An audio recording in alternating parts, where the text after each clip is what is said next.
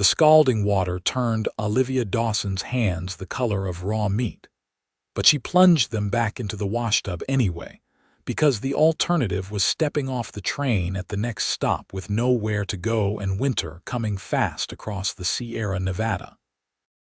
The year was 1878, and the Transcontinental Railroad had been running for nearly a decade, carrying passengers and freight across the American West. And Olivia had been working the laundry car of the Central Pacific Line for 3 months, scrubbing linens and napkins, and the fine shirts of wealthy travelers who never once glanced at the girl with the red, cracked hands who made their comfort possible. She had turned 19 the week before, alone in the cramped quarters at the back of the laundry car where she slept on a narrow cot between shifts. And she had not celebrated because there was nothing to celebrate except survival, which was not a small thing but not a joyful one either. The work was brutal. The laundry car was a converted freight car fitted with washtubs and drying racks, heated by a coal stove that made the air thick and suffocating in summer and barely adequate in the mountain winters. Olivia worked with 2 other women, both older and harder, who spoke little and expected less from life. They washed and scrubbed and wrung out linens at every stop, hauling water from station wells, heating it over the stove, working lye soap into stubborn stains until their hands bled. The train made regular runs between Sacramento and Reno, stopping at small towns along the way, and at Knight's Ferry, California, a lumber and mining town nestled in the foothills. The train always paused for 2 hours to take on water and wood and allow passengers to stretch their legs. Olivia used these stops to hang laundry on lines strung between posts near the depot, where the dry California air could finish what the inadequate drying racks could not. It was during one of these stops, on a clear October afternoon with the oak trees turning gold on the hillsides, that she met Ryder Jensen. She was hanging tablecloths, her arms aching from wringing them out, her hands so raw that every movement sent sharp pains up her wrists. The cloth was heavy and unwieldy, and she had to stretch to reach the line. Her sleeves were rolled to her elbows, exposing the angry red skin, the splits at her knuckles that never quite healed, the permanent wrinkles from being wet too much. She did not notice the man watching her from the platform until he spoke. "Those look painful." Olivia turned, startled, clutching the wet tablecloth against her chest. The man standing a few feet away was tall and lean, dressed in worn denim and a leather vest, a dusty hat pushed back on his head to reveal sun-browned skin and dark hair that needed cutting. He was young, perhaps 23 or 24, with a strong jaw and eyes that were a surprising clear gray. He was looking at her hands with an expression that was not pity exactly, but something close to it. Concern, maybe. "They are what they are," Olivia said, turning back to the clothesline, flushing with embarrassment. She was not used to being noticed, and certainly not by men who looked like him. Cowboys and ranch hands passed through Knight's Ferry all the time, but they did not speak to laundry girls. "How long have you been doing this work?" he asked, not moving away. 3 months. She clipped the tablecloth to the line and reached for a sheet, keeping her movements quick and efficient. The less time she spent talking, the less time she had to feel ashamed of her ruined hands, her plain dress, the smell of lye soap that clung to her hair. 3 months and your hands look like you have been working 10 years, he said quietly. "That is not right." "It is work," Olivia said shortly, "which is more than some people have. I am grateful for it." "Grateful," he repeated, and there was something in his tone that made her look at him again. He was studying her face now, not her hands, and his expression was serious. "What is your name?" "Olivia Dawson. And I do not have time for conversation, sir. I need to finish this before the train departs." "Ryder Jensen," he said, introducing himself anyway. "I work a ranch about 5 miles north of town. I came in to pick up supplies and I saw you hanging laundry. I have been watching you for the last few minutes, and I cannot stop thinking that someone should take care of you instead of you taking care of everyone else." The words landed like stones in still water, sending ripples through Olivia's carefully constructed composure. She froze with her hands on the wet sheet, staring at him. "I do not need taking care of," she said, but her voice wavered. "Everyone needs taking care of," Ryder said gently. "You are working yourself to the bone for what, a few dollars a month and a cot in a train car? That is no kind of life." "It is my life," Olivia said, and now her voice was sharper, defensive. "And I do not recall asking for your opinion on it." "You are right," Ryder said, holding up his hands in a gesture of peace. "I apologize, I overstepped, but I meant what I said." Those hands tell a story, and it is not a happy one. Before Olivia could respond, the whistle blew, signaling 10 minutes until departure. She quickly hung the remaining linens, her movements jerky with agitation, and when she turned to gather the empty basket, Ryder was still standing there, watching her with that same serious expression. "Let me help you," he said, reaching for the basket before she could protest. He carried it to the laundry car, which was coupled near the end of the train, and set it inside the door. "Will you be back through Knight's Ferry next week? We come through every week," Olivia said stiffly. "Same day, same time." "Then I will see you next week," Ryder said. It was not a question. He touched the brim of his hat in a gesture that was old-fashioned and courteous, and then he walked away, disappearing into the crowd on the platform. Olivia climbed back into the laundry car, her heart beating faster than it should, her thoughts in turmoil. She told herself that she would not think about Ryder Jensen, that he was just a cowboy with too much time on his hands and too much confidence in his own charm. But as the train pulled away from Knight's Ferry, rattling east toward the mountains, she caught herself looking at her hands, seeing them as he must have seen them, and for the first time in months, she felt something other than numb exhaustion. She felt seen. The week passed in its usual grinding rhythm. Olivia washed and scrubbed and hung laundry at every stop, her hands growing worse despite the lard she rubbed into them at night. The other women in the laundry car, Martha and June, noticed her distraction and teased her about it in their rough way, but Olivia said nothing. She did not know what to say. She did not know what she was feeling, only that the thought of returning to Knight's Ferry made her stomach flutter with something that might have been anticipation or might have been dread. When the train pulled into Knight's Ferry the following week, Olivia tried to appear indifferent as she hauled the basket of wet linens onto the platform. But her eyes scanned the crowd, looking for a tall figure in denim and leather, and her heart sank when she did not see him. Of course he was not there. Why would he be? He had been making polite conversation, nothing more, and she had been foolish to imagine otherwise. She was halfway through hanging the laundry, her hands stinging in the dry air, when she heard his voice behind her.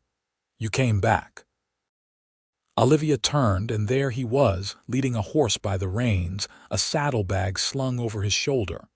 He looked tired, as though he had been riding hard, but his face lit up when he saw her, and Olivia felt warmth spread through her chest despite herself.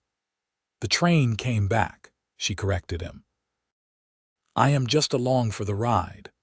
"Same thing," Ryder said, grinning. He tied the horse to a post and walked over to where she stood by the clothesline. "I brought you something." He opened the saddlebag and pulled out a small tin which he held out to her. Olivia wiped her hands on her apron and took it, frowning. "What is this?" "Salve," Ryder said. "My mother makes it. Beeswax and lanolin and some herbs I cannot pronounce. It is good for burns and cuts and skin that has been worked too hard. I thought it might help your hands." Olivia stared at the tin, something tight and painful lodging in her throat. No one had given her a gift since her father died 2 years ago, leaving her alone and penniless in Sacramento. No one had thought about her comfort or her pain. She blinked hard, trying to keep the tears at bay, and when she looked up at Ryder, his expression was so kind that it nearly undid her.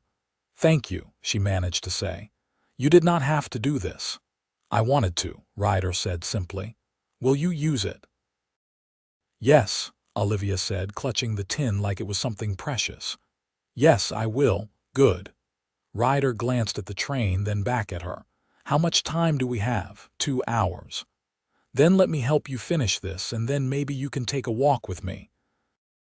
There is a cafe in town that makes decent pie, and I would like to buy you a piece." Olivia hesitated. She should say no. She should finish her work and get back on the train and forget about Ryder Jensen and his kind eyes and his mother's salve. But she was 19 and lonely and tired, and the thought of pie and conversation with someone who looked at her like she mattered was too tempting to resist. "All right," she said quietly. "But just for an hour. I cannot be late."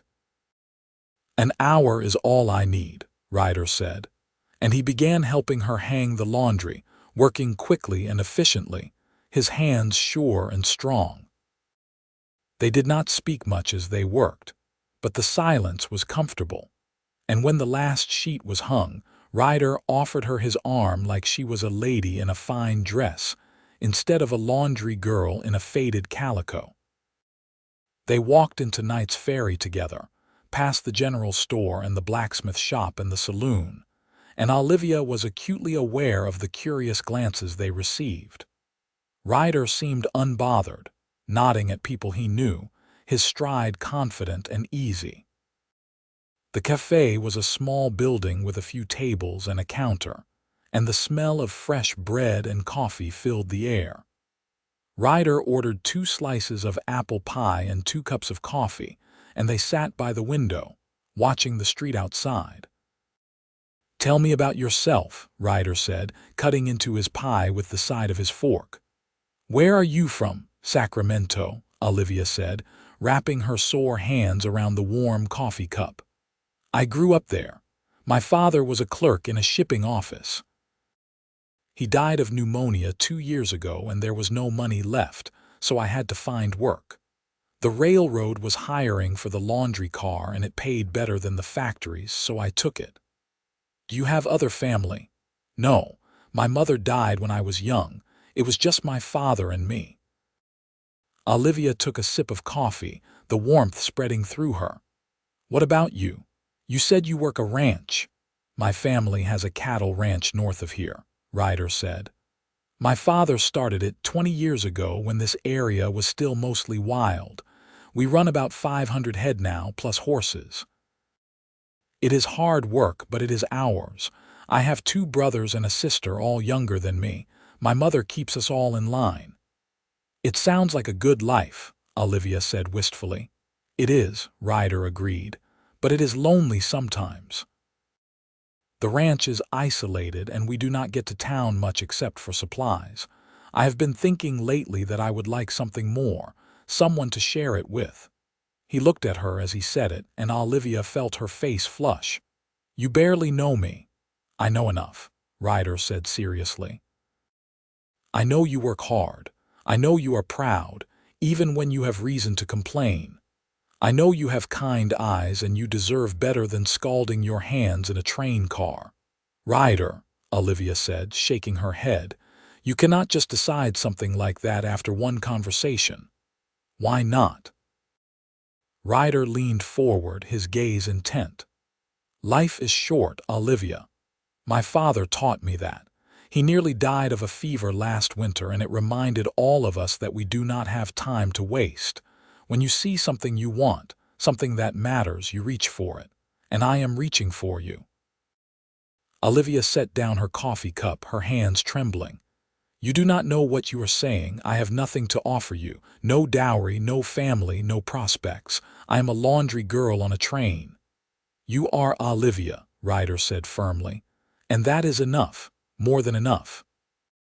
The pie sat forgotten on the table between them as they stared at each other, the air thick with possibility and fear, and something that felt dangerously close to hope. Olivia wanted to believe him. She wanted to believe that someone like Ryder Jensen could look at someone like her and see something worth having, but she had learned to be cautious, to protect herself from disappointment. "I need to think," she said finally. "This is all very sudden." "I know," Ryder said, sitting back. "And I am not asking you to decide anything today. I just want you to know that I am serious. I will be here next week, and the week after that, and the week after that, for as long as it takes to convince you that I mean what I say." They finished their pie in silence, and then Ryder walked her back to the train depot, where the locomotive was taking on water and passengers were starting to reboard. He took her hand gently, turning it over to look at the cracked, reddened skin, and his jaw tightened.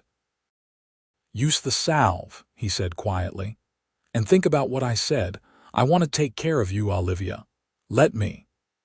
Olivia nodded, not trusting herself to speak, and then she pulled her hand away and climbed back onto the train. As the locomotive pulled out of Knight's Ferry, she looked back and saw Ryder standing on the platform, his hat in his hand, watching her go. She clutched the tin of salve in her pocket and wondered if she was brave enough to believe in something as fragile and unlikely as love. The week that followed was both the longest and the shortest of Olivia's life. She used the salve every night, rubbing it carefully into her damaged hands, and slowly, miraculously, they began to heal. The angry red faded to pink, the cracks closed, and the constant pain dulled to a manageable ache.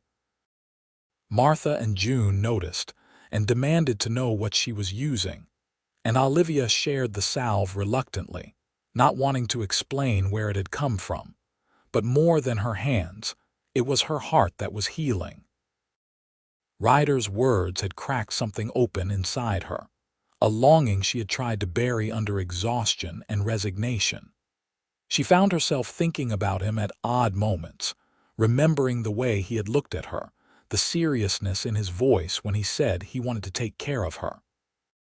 She imagined what it might be like to live on a ranch, to have a home and a family, to wake up next to someone who chose her not because she was useful but because she mattered.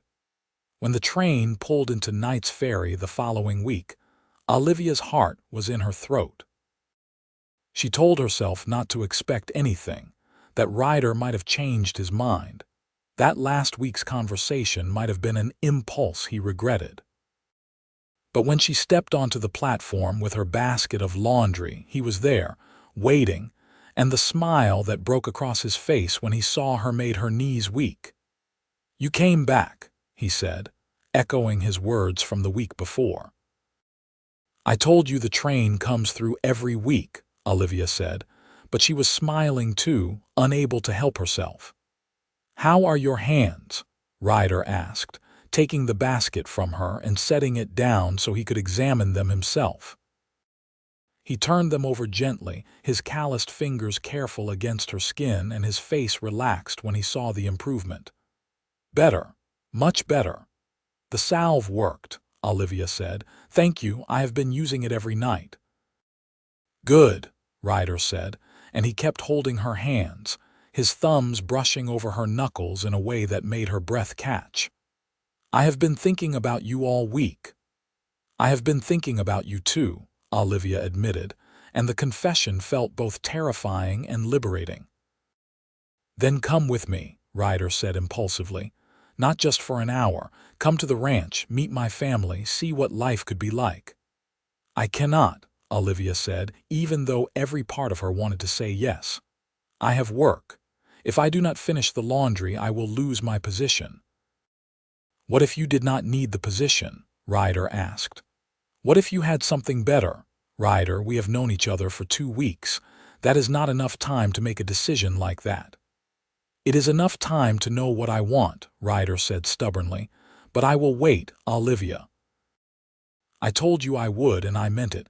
Just promise me you will think about it. Really think about it." "I will," Olivia said, and she meant it. She hung the laundry with Ryder's help, and they spent another hour at the cafe talking about everything and nothing.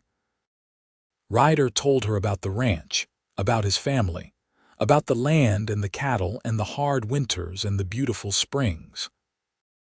Olivia told him about her childhood in Sacramento, about her father's love of books, about the dreams she had once had of becoming a teacher before poverty made such dreams impossible. The more they talked, the more Olivia felt the walls around her heart crumbling. Ryder was earnest and kind and funny, and he listened to her like her words mattered, like she was someone worth knowing. When he walked her back to the train, he took her hand again, holding it firmly in his. "I am falling in love with you," he said quietly, and the words hung in the air between them, raw and honest. "I know it is fast, and I know you are not ready to hear it, but I wanted you to know. I am falling in love with you, Olivia Dawson, and I am not going to stop." Olivia's eyes filled with tears, and she blinked them back furiously. "I do not know what to say." "You do not have to say anything," Ryder said, lifting her hand to his lips and pressing a kiss to her knuckles. "Just come back next week. That is all I ask." Olivia nodded, unable to speak, and climbed onto the train. As it pulled away from Knight's Ferry, she pressed her hand to the window, and Ryder raised his in response, standing on the platform until the train disappeared around the bend. The pattern continued for the next month. Every week, the train stopped in Knight's Ferry, and every week, Ryder was waiting. They spent their stolen hours walking through town, sharing meals, talking about their lives and their hopes and their fears. Ryder brought her small gifts: a ribbon for her hair, a pair of soft gloves to protect her healing hands, a book of poetry because she had mentioned loving to read. Olivia began to look forward to Thursdays with an intensity that scared her, because she knew that the more she cared about Ryder, the harder it would be if something went wrong. But nothing went wrong. Ryder was constant and patient and unwavering in his affection. He introduced her to people in town, treating her not like a laundry girl but like someone important, someone valued. He talked about the future as though it were a certainty, as though there were no question that Olivia would eventually say yes to the life he was offering. And slowly, inevitably, Olivia's resistance crumbled. She was tired of being alone. She was tired of working herself to exhaustion for wages that barely kept her fed. She was tired of having nothing to look forward to except more of the same. Ryder was offering her something different, something precious. A chance at happiness, at love, at a life that was more than mere survival. It was early December when Olivia finally made her decision. The train pulled into Knight's Ferry on a cold, clear morning, and when Ryder met her on the platform, she did not wait for him to speak. She set down her basket, took his face in her still healing hands, and kissed him.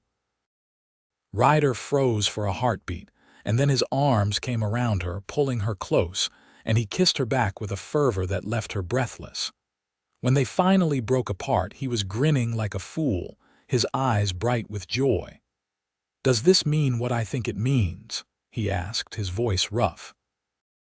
"It means I am saying yes," Olivia said, laughing and crying at the same time. "Yes to you, yes to the ranch, yes to everything. I am tired of being afraid, Ryder. I want to be with you." Ryder let out a whoop that turned heads all over the platform, and he picked Olivia up and spun her around, both of them laughing like children.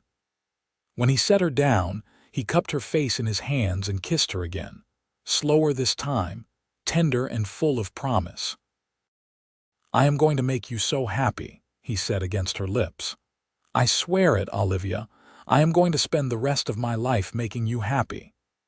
"I believe you," Olivia said, and she did. The logistics were surprisingly simple. Olivia gave her notice to the railroad, forfeiting her final week wages but walking away with her few possessions and her freedom. Ryder bought her a train ticket to the nearest station to the ranch, and they traveled together, sitting side by side in the passenger car, Olivia's hand clasped tightly in his. She was terrified and exhilarated in equal measure, unable to quite believe that she was leaving behind the laundry car and the endless drudgery for a future she could barely imagine. The ranch was everything Ryder had described and more. It sat in a valley surrounded by oak-covered hills, a sprawling operation with a main house, a bunkhouse for the hired men, a barn, and several corrals. Cattle grazed in the pastures and horses whinnied in the barn, and the air smelled of grass and animals and wood smoke. It was beautiful in a wild, untamed way, and Olivia felt something loosen in her chest as she took it in. Ryder's family welcomed her with a warmth that brought tears to her eyes. His mother, Clara, was a sturdy woman with kind eyes and capable hands, and she hugged Olivia like a daughter before they had even been properly introduced. His father, Thomas, was recovering from his illness but still formidable, with a booming voice and a hearty laugh. Ryder's brothers, Ethan and Samuel, were younger versions of Ryder, lanky and good-natured, and his sister, Lily, was a bright-eyed girl of 14 who peppered Olivia with questions about life on the railroad. They made space for her in the main house, giving her a small room on the second floor with a window that looked out over the valley. Clara gave her dresses that had belonged to Ryder's late grandmother, altering them to fit Olivia's slender frame. She taught Olivia to cook and bake, to churn butter and preserve fruit, to do the 1,000 small tasks that kept a ranch household running. Olivia threw herself into learning, grateful for the work that was so different from the brutal labor of the laundry car. And Ryder courted her properly, with a sweetness that made her heart ache. They walked together in the evenings, talking and laughing, and he showed her every corner of the ranch, pointing out his favorite places and telling her stories about growing up there. He held her hand and kissed her goodnight on the porch, always respectful, always careful not to rush her. In early January, 2 months after Olivia had arrived at the ranch, Ryder asked her to marry him. They were standing on a hillside overlooking the valley, the winter grass golden in the fading light, and he went down on one knee and held out a simple gold band that had belonged to his grandmother. "I love you, Olivia Dawson," he said, his voice steady and sure. "I loved you from the moment I saw you hanging laundry with your poor, hurt hands, and I will love you until the day I die. Will you marry me? Will you be my wife and build a life with me here?" Olivia was crying again, but this time they were tears of pure, uncomplicated joy. "Yes," she said, pulling him to his feet and wrapping her arms around his neck. "Yes, Ryder Jensen, I will marry you. I love you too, so much it scares me." They were married in Knight's Ferry in February of 1879 in the small church on the edge of town. Clara made Olivia a dress of cream-colored silk, and Lily wove wildflowers into her hair. Ryder wore his best suit and looked so handsome that Olivia could barely breathe when she saw him waiting at the altar.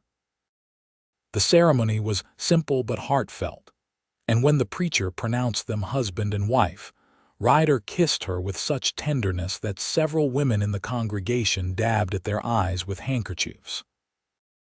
The reception was held at the ranch, with tables set up in the yard and food enough to feed half the county.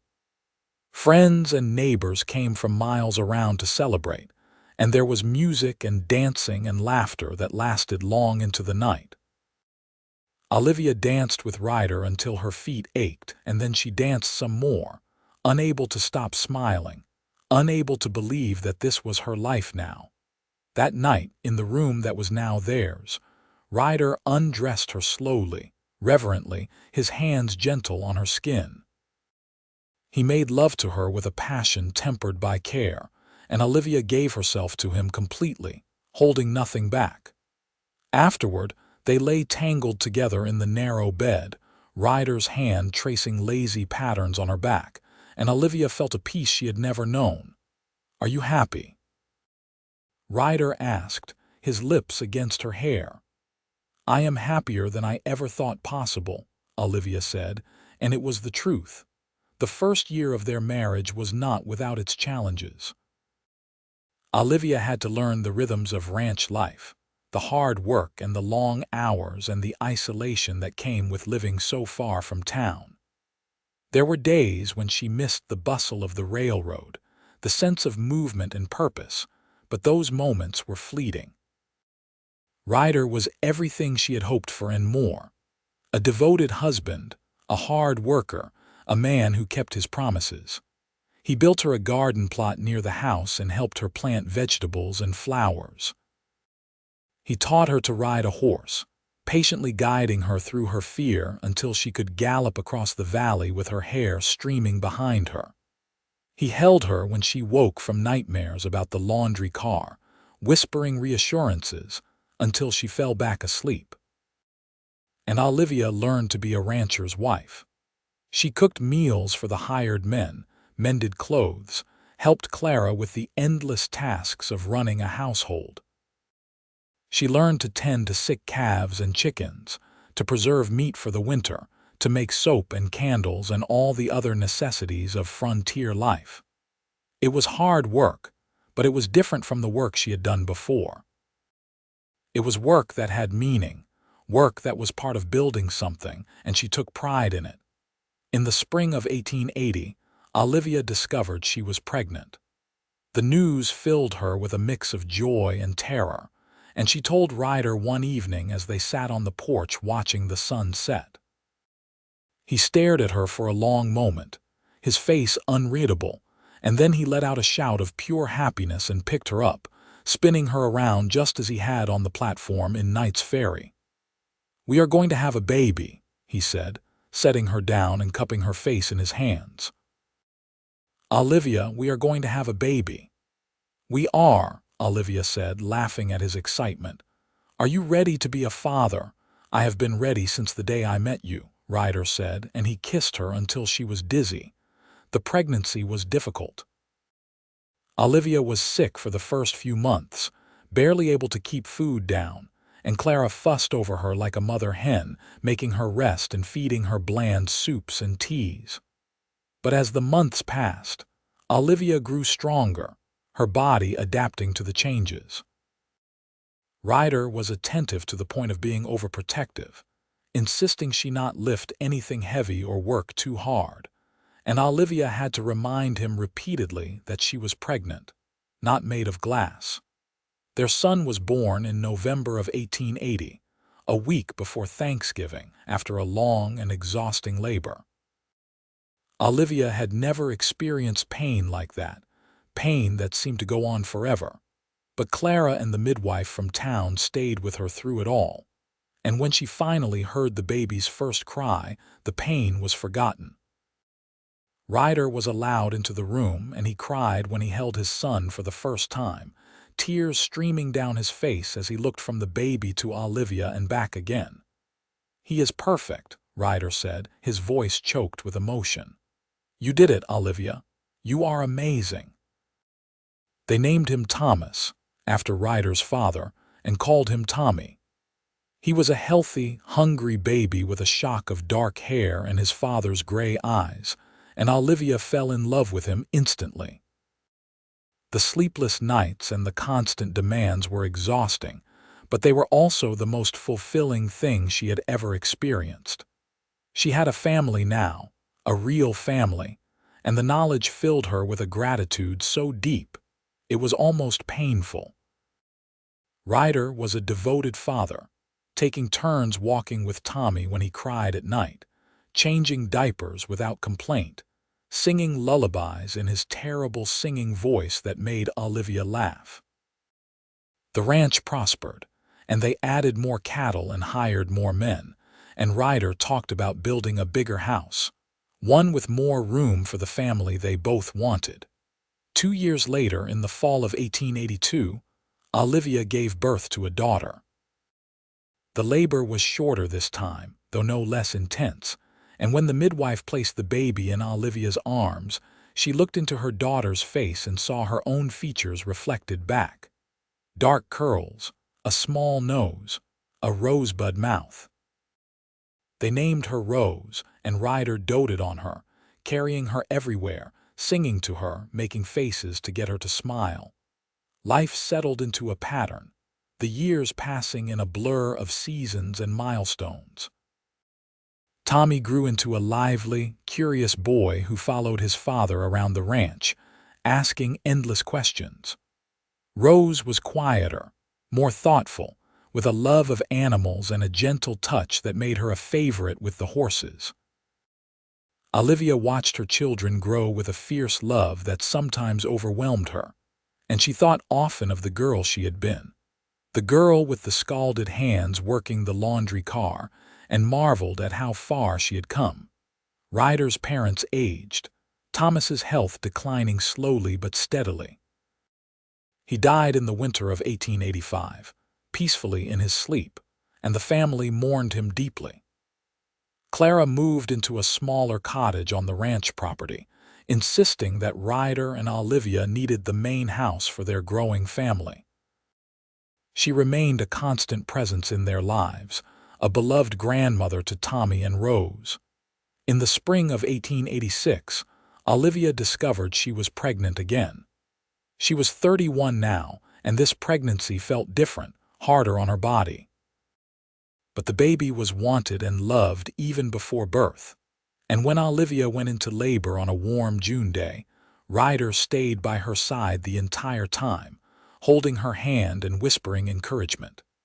Their second daughter was born just after dawn, smaller than her siblings but healthy and strong. They named her Grace, and she completed their family in a way Olivia had not realized was missing. 3 children felt right, felt like enough, and Ryder agreed. They were happy, deeply and profoundly happy, in a way that felt almost miraculous given where they had started. The ranch continued to thrive. Ryder proved to be a shrewd businessman as well as a skilled rancher, and they expanded their operation, buying more land and increasing their herd.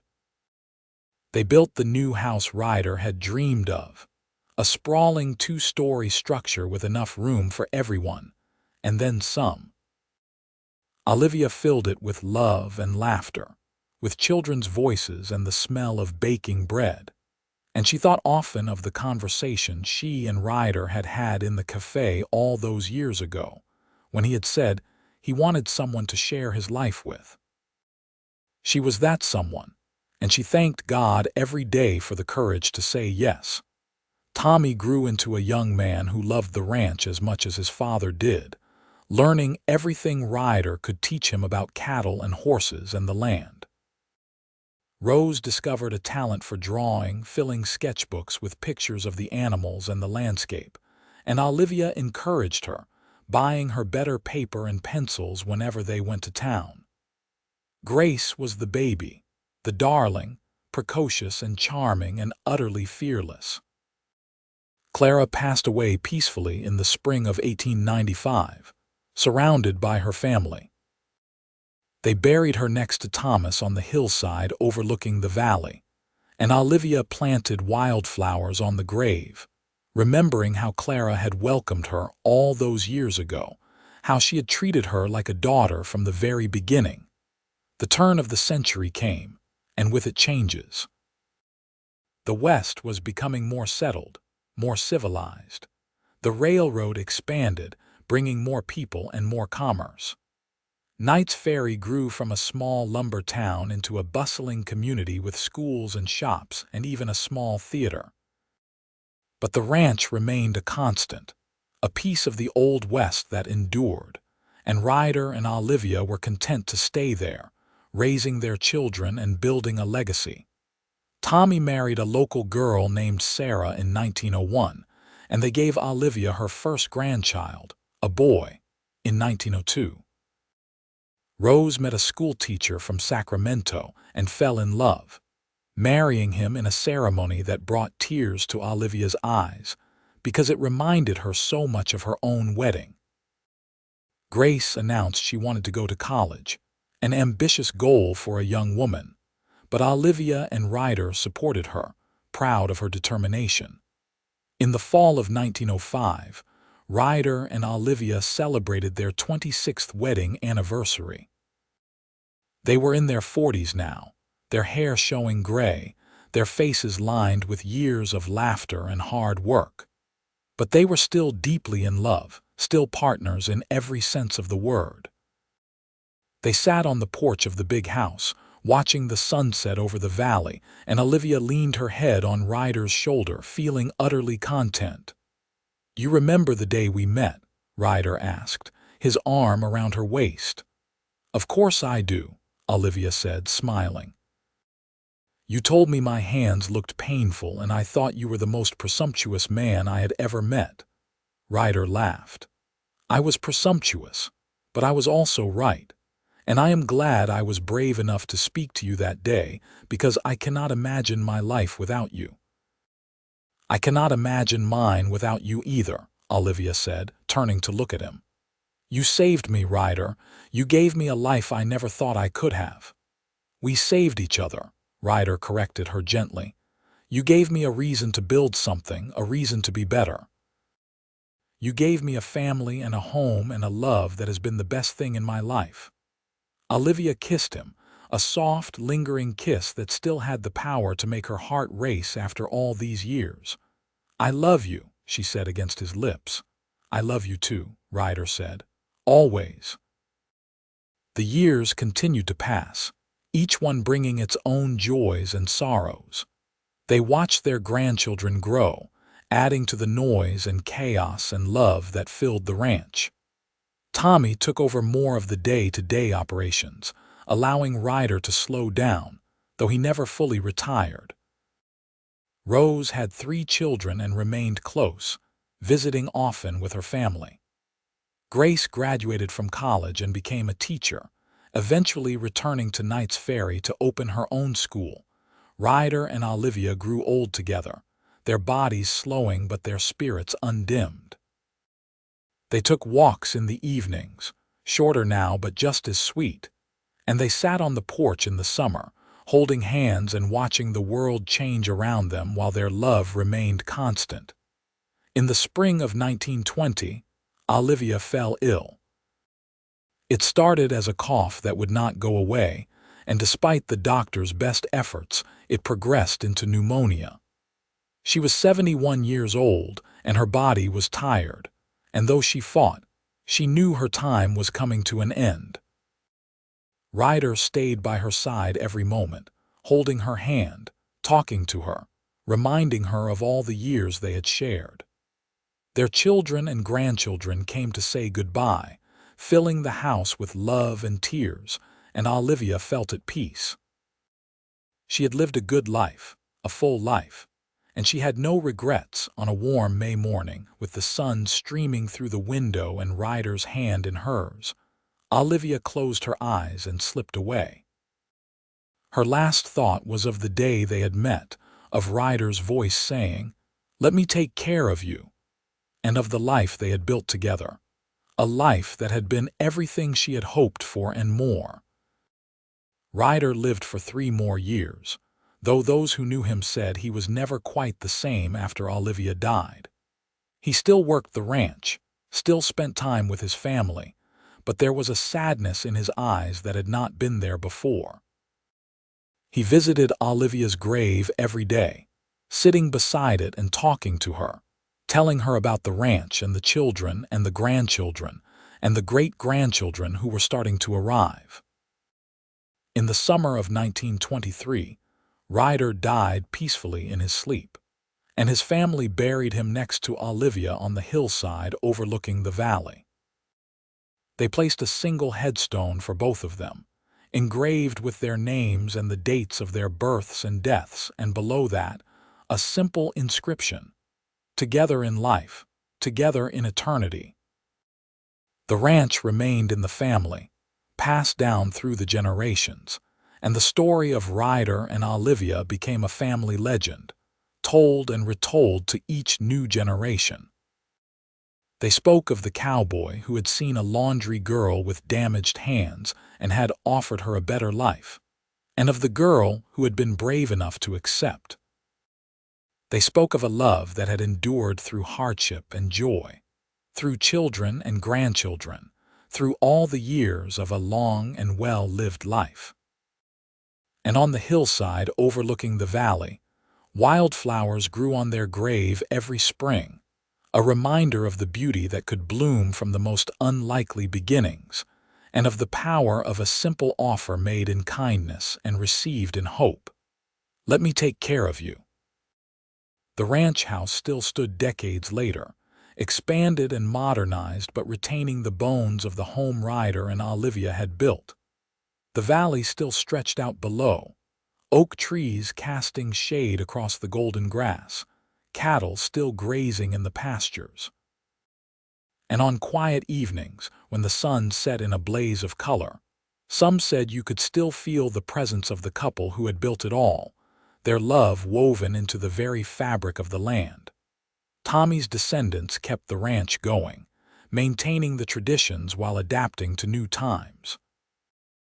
They told their children about the great-grandparents who had started it all, about how a chance meeting on a train platform had led to a dynasty. They kept Olivia's tin of salve, the one Ryder had given her that first day, as a family heirloom, a tangible reminder of where it had all begun. Rose's artistic legacy lived on through her paintings and sketches, many of which hung in the ranch house, depicting scenes from the early days.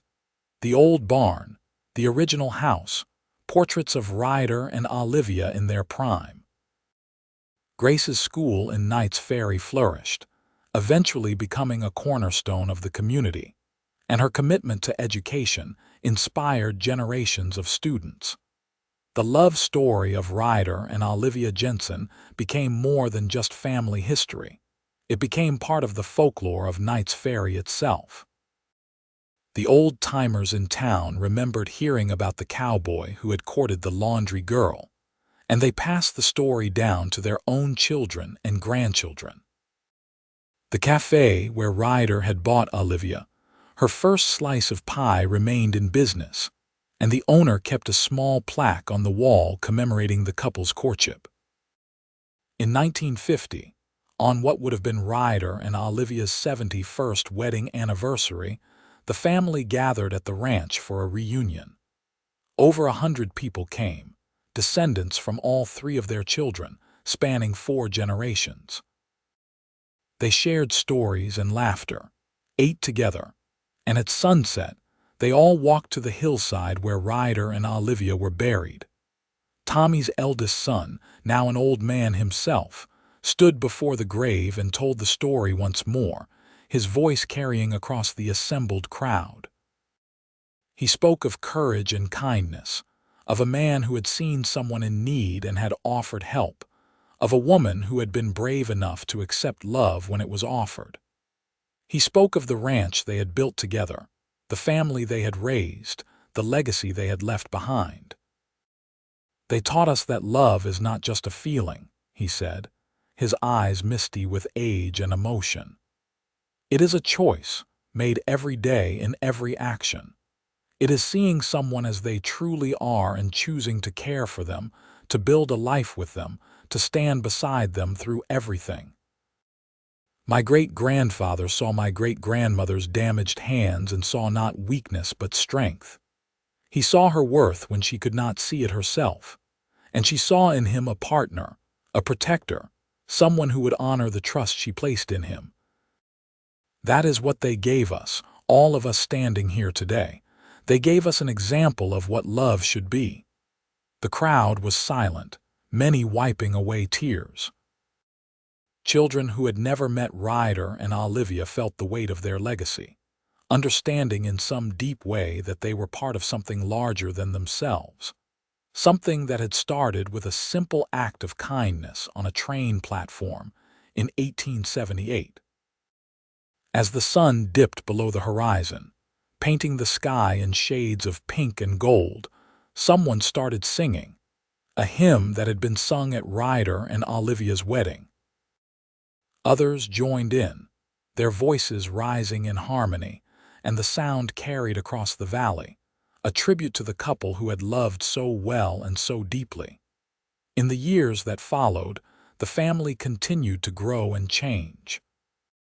Some left the ranch for other pursuits, but many stayed, drawn by the same pull that had kept Ryder and Olivia there.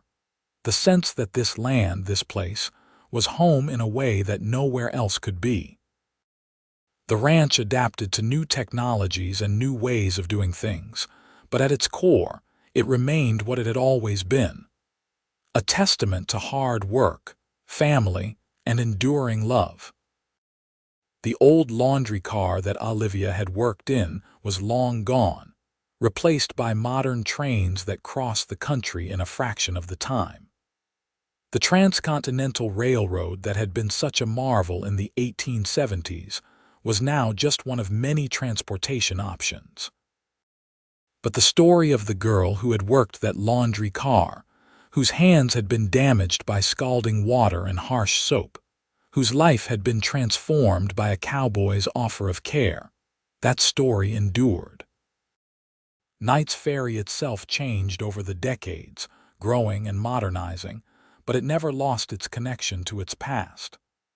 The town celebrated its history, preserving old buildings and telling the stories of the people who had built it. And among those stories, the tale of Ryder and Olivia Jensen held a special place, a reminder that even in the hardest times, even in the roughest circumstances, love could flourish and change lives. On the 100th anniversary of their wedding, in 1979, the family organized another reunion, even larger than the one in 1950. Descendants came from all over the country, some from overseas, drawn by the desire to connect with their roots, to stand on the land their ancestors had worked, to pay tribute to the couple who had started it all. The ranch was now run by Ryder and Olivia's great-great-grandchildren, young people who had never known their famous ancestors, but who carried their legacy in their hearts. They had modernized the operation, adding new buildings and new technologies, but they had also preserved the old house, turning it into a museum of sorts, filled with photographs and artifacts from the early days. Among the displays was a glass case containing Olivia's tin of salve, now empty and battered but still recognizable. Next to it was a photograph of Ryder and Olivia on their wedding day, both young and radiant, their eyes full of hope and love. Visitors to the museum always paused at that display, drawn by the tangible evidence of the story they had heard, and many left with tears in their eyes, moved by the simplicity and power of the couple's love. The reunion lasted 3 days, filled with activities and celebrations. There were tours of the ranch, horseback rides through the valley, meals shared under the oak trees. Children played in the creek where Ryder and Olivia's children had played a century before, their laughter echoing across the water. Adults shared stories and compared genealogies, marveling at how far the family had spread, how many lives had been touched by the union of a cowboy and a laundry girl. On the final evening, as the sun set over the valley, the entire family gathered once more at the hillside grave.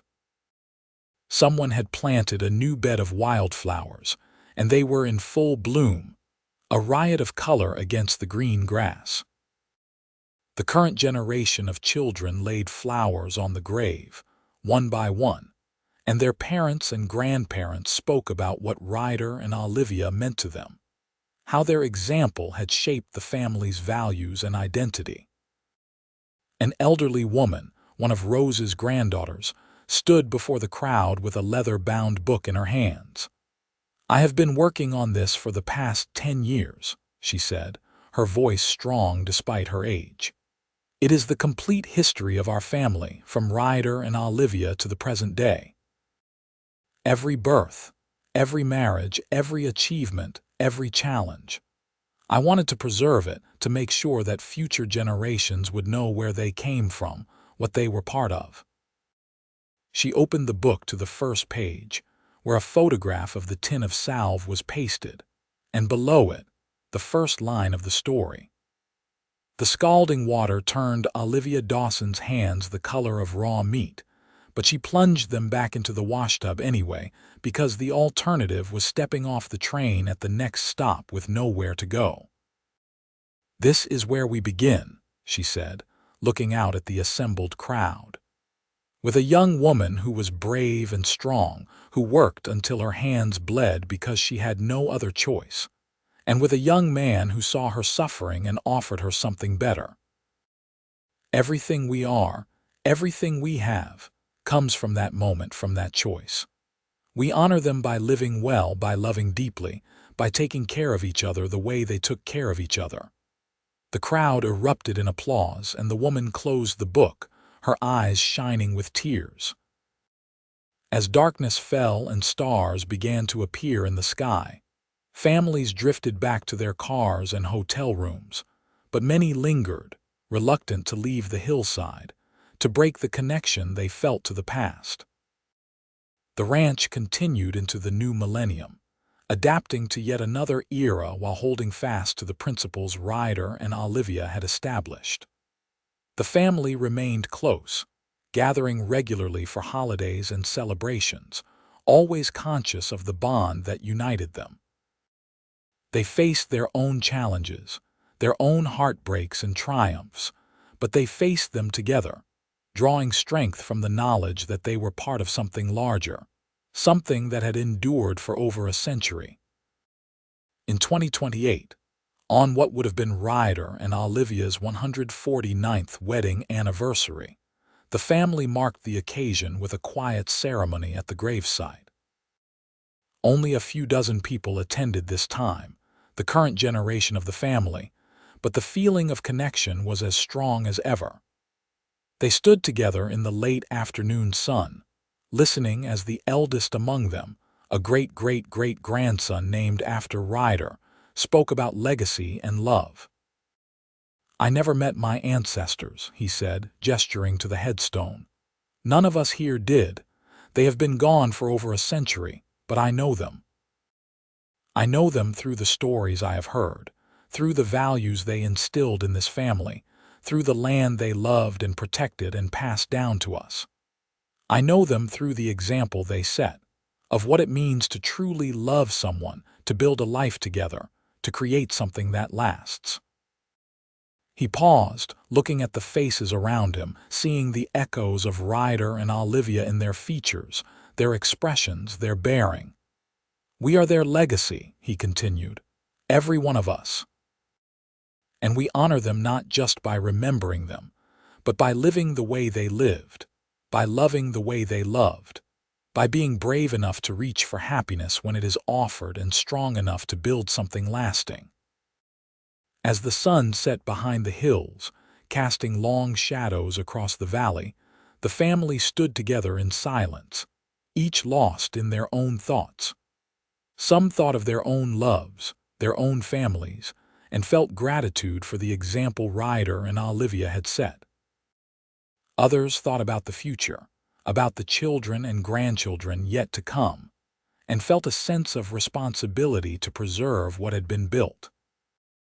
All of them felt, in that moment, connected to something larger than themselves, to a story that had begun on a train platform in 1878 and continued still, rippling forward through time, touching lives, shaping destinies. And on the hillside, beneath the wildflowers that bloomed faithfully every spring, Ryder and Olivia Jensen rested together, their love story complete but never truly ending, living on in the hearts and lives of all who came after them. The cowboy who had noticed a laundry girl's damaged hands and offered to take care of her had kept his promise, not just for their lifetime, but for all the lifetimes that followed, creating a legacy of love that would never fade.